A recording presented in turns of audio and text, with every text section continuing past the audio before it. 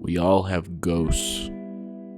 Even if you don't believe in them, there's always going to be that shiver down your back, like a recent memory creeping into the recesses of your mind. I don't know if there's anything in the dark. Maybe the things in the dark are the things we fear the most. Everyone has their own fears, whether it be ghouls, ghosts, vampires, or werewolves, or even something we can't possibly fathom. The darkness just creates our own monsters, and it's in that darkness that we truly know what we are afraid of. Warning to people in Portland, Oregon metro area this Halloween. Okay, this really freaked me out. Yesterday I noticed my neighbor hadn't put out all his Halloween decorations. This past 2 years, I've lived next to him. He's gone all out for Halloween. I don't know him well. He's younger, single, but I know he likes kids, not in a creepy way. His brother and sister-in-law and their kids are always visiting him, and he plays with his 3 young nieces and nephews out in the yard. So anyway, I got home from work and was walking up on my driveway, and I saw him outside and said something like, "Hey man, you better get your Halloween stuff up, or that house up the street is going to beat you for the best decorations this year." He kind of smiles sheepishly and says that he's actually going to keep his house dark this year and just put out candy. I asked if he was going out of town, but he said no. Something happened last year that really scared him. Now, I was concerned for my own safety if some weirdos were coming out around our neighborhood, which is a pretty safe neighborhood with tons of young families living here. So I asked him what happened.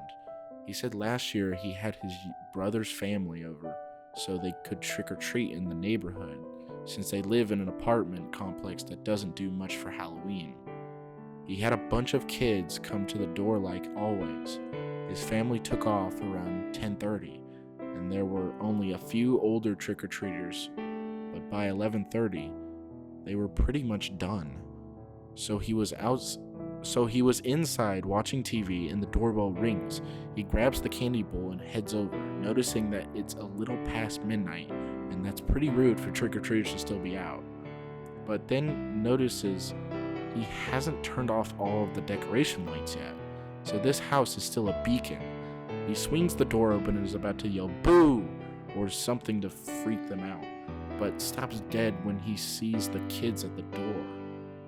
He said one was probably around 13 or 14, and the other was around 16 or 17, both boys. They weren't dressed up, but he remembers the older one was wearing a flannel checkered shirt. He was immediately overcome with uneasiness, like opening the door was a huge mistake.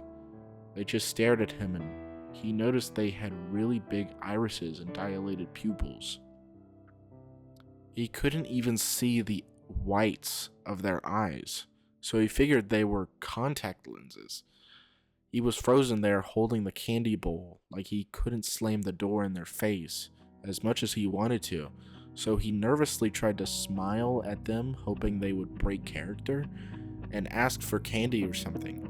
The younger one said they had gotten lost and needed to come in and use his phone.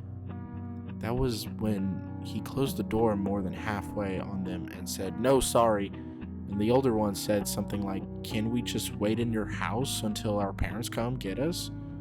But by then he was convinced that his life was in danger, and these kids must be high on something or intended to rob him, and he just kept mumbling, "No, sorry, good night," as he inched the door closed and locked it. He told me he was so fucking scared.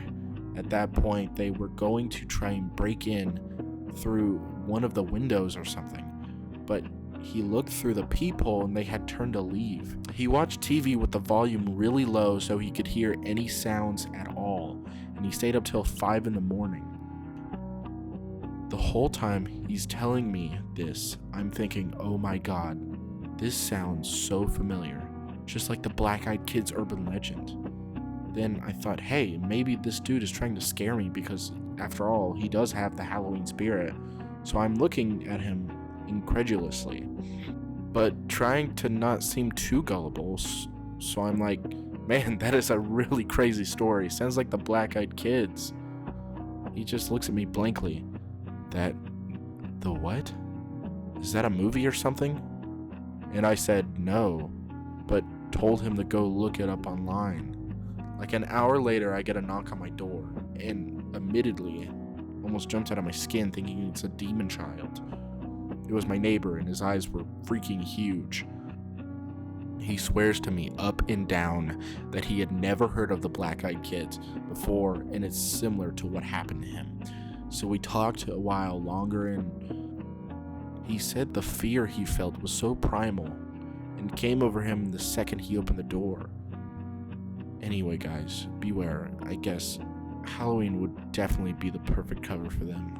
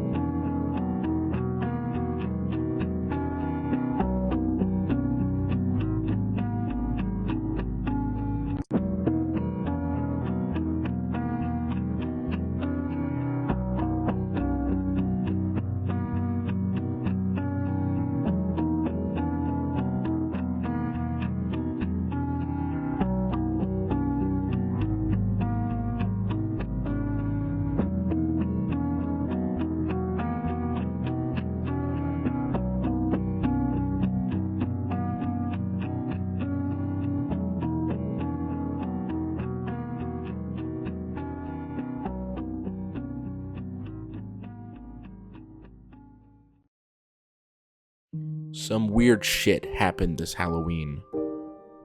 I was walking back home from a costume party, a little drunk and ready to go to bed. I passed a few bars on the way home, so I started to think about getting another drink. A guy outside one of the bars reached out and grabbed my shoulder. He was dressed up in dark clothes and looked like he had a dark makeup on, but he still looked like a friendly fellow. He invited me for a drink, and I said, why the hell not? We go in and we started to mingle over a few drinks. I learned his name was Nathan, and that he travels a lot. It hadn't been 20 minutes in the bar, and I was ready to go home. I told Nathan I had to go and started to leave. Once again, he grabbed my shoulder and said the strangest but most familiar thing. He said, all right, bud, take it easy, and I forgive you. I said goodbye and left the bar. I didn't comprehend what he had said until I started my way back home. I could swore I heard someone tell me that same phrase before. Right before I got home, it hit me like a ton of bricks and sent the coldest chills down my spine. About 7 years ago, some months ago, I had a friend of mine who shot himself whenever I was on the phone with him. His last words were, all right, bud, take it easy, and I forgive you. For obvious reasons, I'm not stating his name or why he was willing to commit suicide. I will tell you his name wasn't Nathan. This haunted me for years until the support of my family and friends got me back on my feet. I'm currently home sobering up and trying to get my mind straight.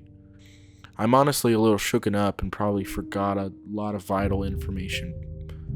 I believe that there is more than meets the eye here.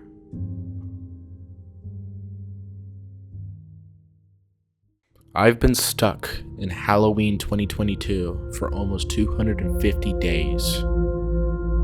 This all started last year in October.